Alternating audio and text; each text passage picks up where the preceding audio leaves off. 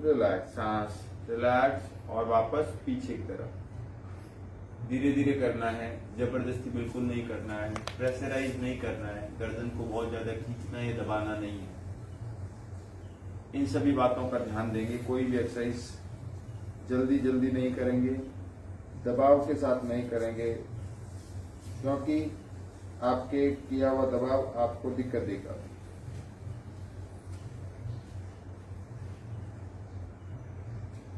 Relax. अब गहरी सांस, गहरी सांस। अब अपन करेंगे गर्दन को राइट और लेफ्ट स्ट्रेचिंग। सबसे पहले राइट की तरफ ले जाएंगे, कंधे को कान से टच करने की सिर्फ कोशिश करेंगे। नहीं हो रहा है कोई दिक्कत नहीं, इतना हो रहा है चलेगा, और नजदीक हो सक रहा है, आराम से करेंगे। रिलैक्स। अपोजिट लेफ्ट साइड विपरीत दिशा में जाएंगे, कंधा नहीं उठाएंगे, सिर्फ गर्दन को ही कान और कंधे को टच करने की कोशिश। रिलैक्स। फिर विपरीत दिशा में,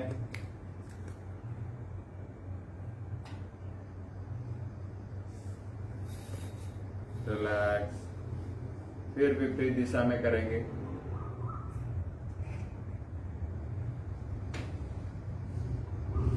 रिलैक्स। वापस opposite direction. Relax. Last opposite. Relax. गहरी सांस। गर्दन में अगर थकान है, रिलैक्स, हल्की सी गर्दन को आप पुशअप कर सकते हैं, जिससे गर्दन में दबाव नहीं रहे। गर्दन में भारीपन भी होना ठीक नहीं है। योग में कहीं पर भी मांसपेशियों में थकान नहीं होनी चाहिए। अगर थकान है और उसके बावजूद अगर आप दूसरी एक्सरसाइज करते हैं तो कहीं न कहीं आप अपने शरीर से, माने एक तरह से ये कह सकते हैं कि आप ज्यादा काम ले रहे हैं, जिससे आपको अगले पड़ाव में हो सकता है कोई तकलीफ हो। इसलिए शरीर को ध्यान देना है, रिलैक्स होकर करना है, जबरदस्ती नहीं करना है। आपको सिद्धहस्त होने के लिए थोड़ा समय इसमें लगना है और उसके बाद योग सत्र में आपको कामयाब होना चाहिए। गहरी सांस। अब रोटेट करेंगे क्लॉकवाइज। धीरे धीरे करेंगे, जबरदस्ती बिल्कुल नहीं करेंगे आप।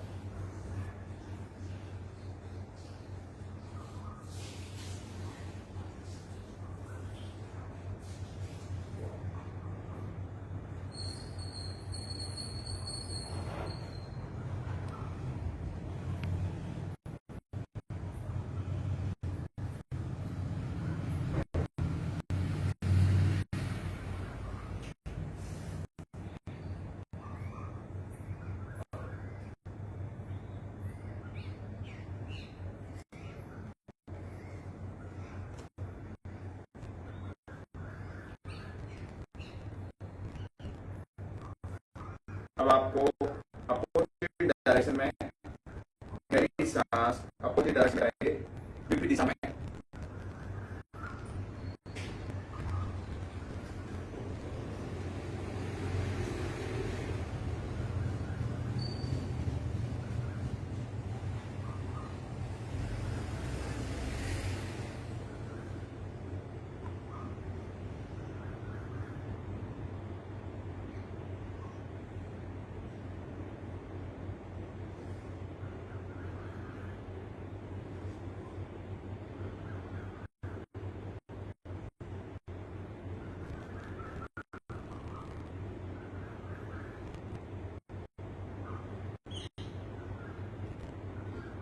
गहरी सांस और शरीर रिलैक्स। अगर फिर भी थकान है तो दोनों से थोड़ी सी गर्दन को पुशअप कर सकते हैं, उससे गर्दन में दबाव कम हो जाएगा। अपन अब करेंगे शोल्डर स्ट्रेचिंग। Shoulder exercise. और स्ट्रेचिंग के लिए दोनों हाथों को, मुट्ठी को बंद कर देंगे या उंगलियों को ऐसे जोड़ लेंगे और शोल्डर के ऊपर इस तरह से अपन कर लेंगे। शोल्डर मसल्स पे जैसे आप करेंगे तो आपको कानों को पहले टच करना है, कानों को हाथ से टच करना है और नीचे नीचे आपको जाकर पूरा कोनी को पेंसिल से टच करना है। सांस पर कोई ध्यान नहीं, ऊपर और नीचे।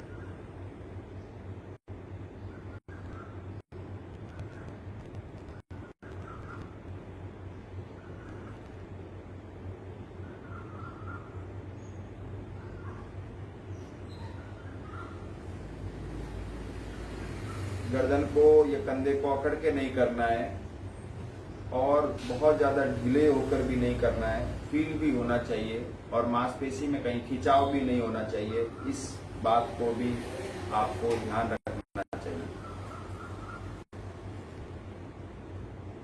रिलैक्स। अब अपन फ्रंट में दोनों कोहनियों को आपस में टच करेंगे और बैक, जितना बैक ले जाएंगे सीने पे खिंचाव होना चाहिए और शोल्डर मसल्स पे प्रेशराइज होना चाहिए, लेकिन ज्यादा नहीं। टच करेंगे सिर्फ और पीछे ले जाएंगे, जितना पीछे ले जा सकते हैं। जबरदस्ती करने से ज्यादा फायदा नहीं होता है। ये सब मैंने पूर्व में आपको संज्ञान कराया है।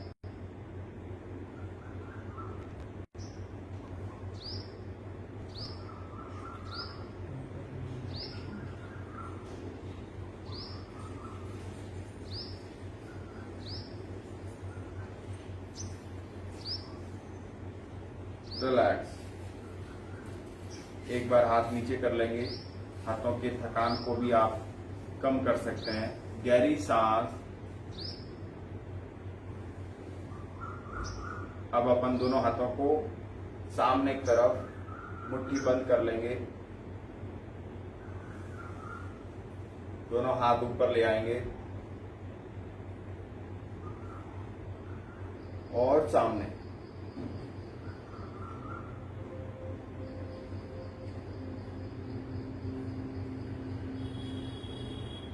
सामने और ऊपर।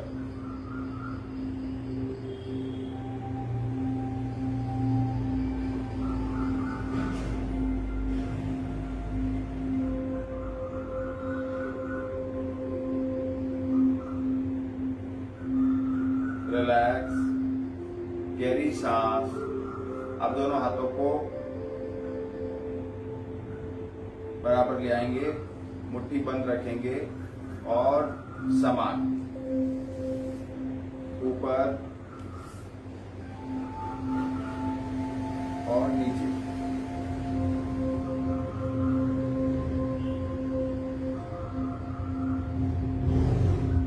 शोल्डर की पूरी मसल्स, पंचलियों की सारी मांसपेशियों को फील होना चाहिए। आप एक्सरसाइज कर रहे हैं, कंधे से नीचे नहीं लेके आएंगे और बराबर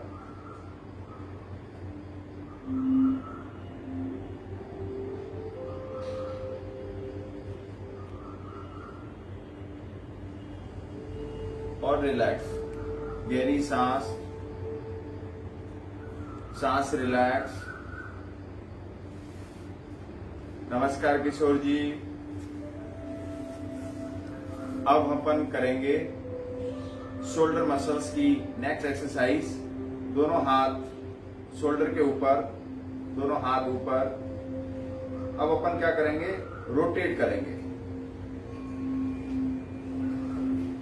पूरा एक सर्कल, पूरा एक अंडा की शेप में बनाएंगे।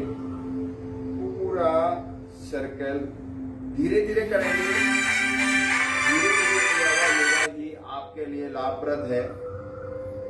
जितना धीरे धीरे धीरे धीरे आप करेंगे और पूरा एक सर्कल बनाएंगे पीछे और आगे की तरफ।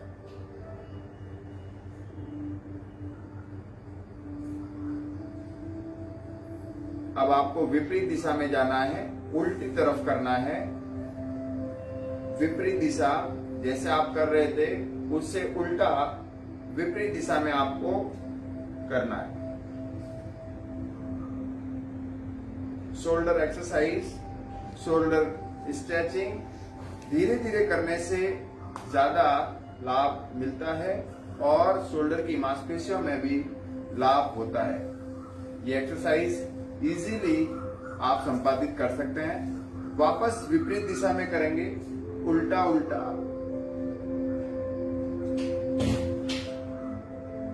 रिलैक्स।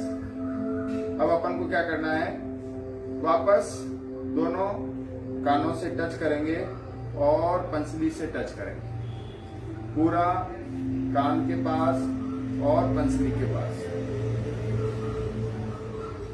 सांस फूलेगी नहीं, कहीं पर भी थकान नहीं होगी और कहीं पर भी कोई मसल्स में स्ट्रेचिंग नहीं होना चाहिए। हल्का हल्का सा शोल्डर मसल्स पे ही इफेक्ट आना चाहिए। रिलैक्स, हाथ नीचे, गहरी सांस,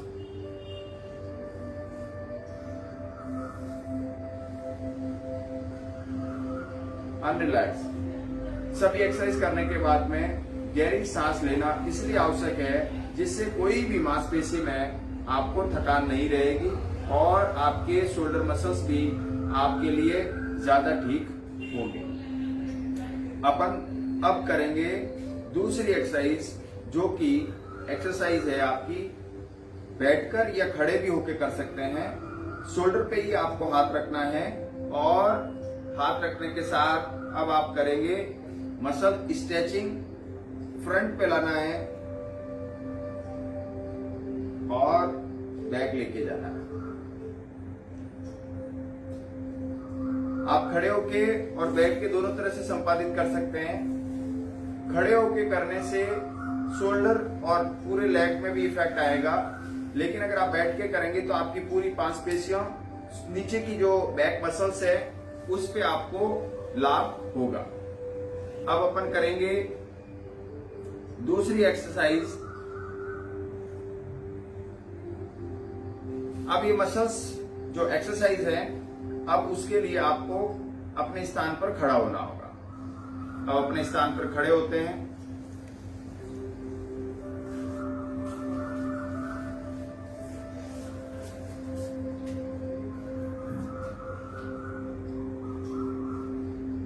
मेरी फोटो सभी को स्पष्ट आ रही होगी।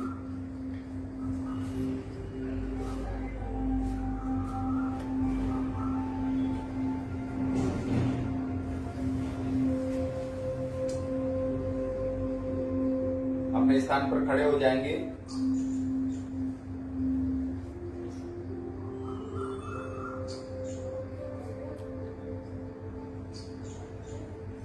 अब दोनों हाथ कमर के पास ऐसे ग्रिप कर लेंगे, दोनों हाथ ऐसे ग्रिप कर लेंगे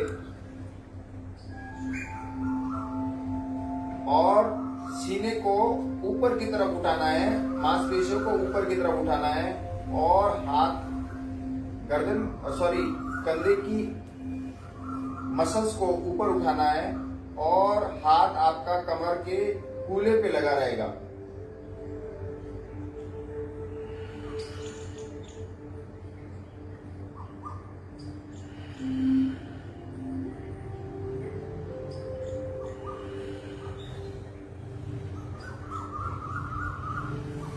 रिलैक्स।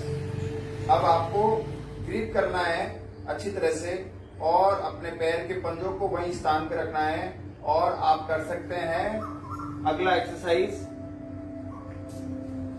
अब आपको हल्का सा रोटेट होना है पीछे की तरफ, फिर विपरीत दिशा में,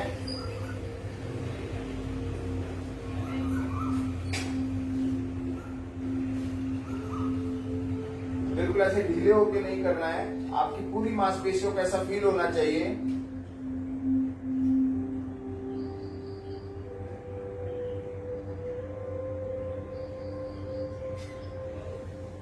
विपरीत दिशा में लास्ट एक बार और रिलैक्स, दोनों हाथ रिलैक्स। अब अपन करेंगे एब्डोमिनल और नी के लिए एक्सरसाइज। इसके लिए आप ट्री पोज बोल सकते हैं या अलग तरीके से भी इनके नाम है वृक्षासन। आप अगर एक घुटने पे खड़े हो सकते हैं तो ठीक है, नहीं हो सकते हैं तो उसे नहीं करेंगे। ट्री पोज के लिए दोनों हाथ फैला लेंगे और एक पैर टच करने की कोशिश करेंगे। अगर टच नहीं हो रहा है तो आप नीचे रख लेंगे, कोई दिक्कत नहीं है, सिर्फ कोशिश करेंगे टच करने की। रिलैक्स। दूसरी तरफ करेंगे, हाथों को पहले फैला लेंगे जिससे आप आराम से आसानी से नीचे कर सकते हैं। जबरदस्ती नहीं करेंगे क्योंकि जबरदस्ती करने से कहीं पर भी आपको तकलीफ हो सकती है। अधूरा कर लेंगे, धीरे धीरे कर लेंगे या पैर को ऐसे लटका लेंगे तो भी आपको लाभ होगा, क्योंकि हो सकता है कि आप पहले या दूसरे दिन कर रहे हो सकता है कि आप शुरुआती दौर पे, क्योंकि जबरदस्ती करने से मांसपेशियों में खिंचाव होता है और तकलीफ बढ़ जाती है। तो इस बात को हमें ध्यान देना है। नेक्स्ट, वापस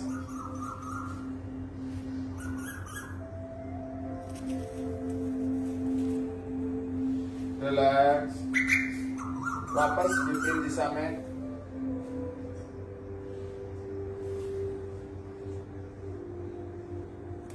रिलैक्स। अब अपन करेंगे चेयर पोज। दोनों हाथों को आगे की तरफ फैला लेंगे और नी को बेंड कर देंगे।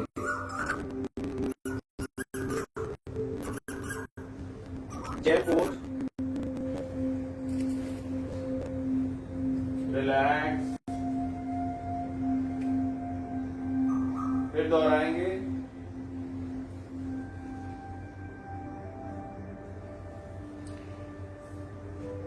रिलैक्स। फिर एक बार रिलैक्स। अब अपन करेंगे ताड़ासन। गहरी सांस, शरीर बिल्कुल रिलैक्स। और अब अपन करेंगे ताड़ासन। पहले इस एक्सरसाइज को करने के बाद ये मांसपेशियों में खिंचाव आपका रिलैक्स हो गया। अब दोनों हाथों को इस तरह से ग्रिप कर लेंगे और सांस में ध्यान और ऊपर की तरफ उठाएंगे इस पूरे शरीर को। पंजे के बल आ जाएंगे और ऊपर की तरफ जितना ऊपर ले जा सकते हैं और रिलैक्स। वापस लॉक, ऊपर की तरफ।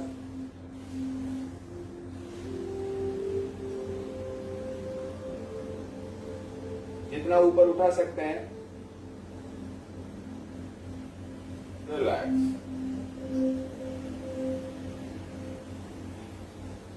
इसको और भी दूसरी तरह से कर सकते हैं। हाथों को ऐसे पीछे में लाके और लॉक करके भी आप इस तरह से संपादित इसको कर सकते हैं।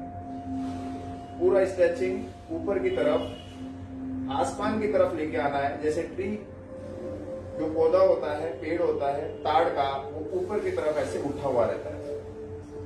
रिलैक्स। पंजे की मांसपेशियों में अच्छा सा खिंचाव होना चाहिए। जब मांसपेशियों में अच्छा खिंचाव होगा तब आपको ज्यादा लाभ मिलेगा और आपकी नी और आपकी हिप जॉइंट्स मसल्स में भी इफेक्ट आएगा। तो एक बार फिर कर लेते हैं। वापस लॉक और ऊपर की तरफ। 2 3 4 10 सेकेंड 15 सेकेंड के लिए भी कर सकते हैं और आप एक तक भी करते हैं, लेकिन ज्यादा देर तक एक ही पोजीशन में रहना योग के सत्र में शुरुआती दौर के लिए खतरनाक होता है। तो इसलिए आपको इस बात को अच्छी तरह से समझना चाहिए। अब अपन करेंगे मसल्स एक्सरसाइज और दोनों पैर आपस में मिला लेंगे। दोनों पुलों पे हाथ इस तरह से ग्रिप और अब आपको अपने स्थान पे ही गोल गोल घूमना है। इसको एब्डोमिनल रोटेटिंग एक्सरसाइज और नी एक्सरसाइज भी आप कह सकते हैं। बिल्कुल आराम से करना है। ये सभी नी की एक्सरसाइज है। घुटने की मांसपेशियों को रिलैक्स होगा और आपके काफ मसल्स में भी अगर आपको पेन हो रहा है, पिंडली में अगर आपको दर्द है, तो उसमें भी आपको राहत मिलेगी और आराम से आप इसे संपादित कर सकते हैं। यह अभ्यास आसानी से किया जा सकता है। इसमें आपका मोटापा भी है, तो मोटापा भी इससे जाता है। अब आप अपोजिट विपरीत दिशा में इसको संपादित करेंगे। विपरीत दिशा पूरा रोटेट करेंगे। जितना आप आराम से रोटेट कर सकते हैं उतना करेंगे। जबरदस्ती शरीर से काम लेना ठीक नहीं है।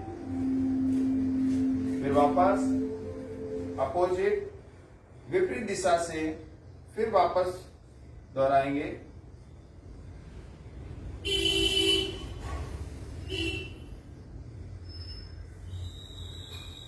और last and final opposite direction.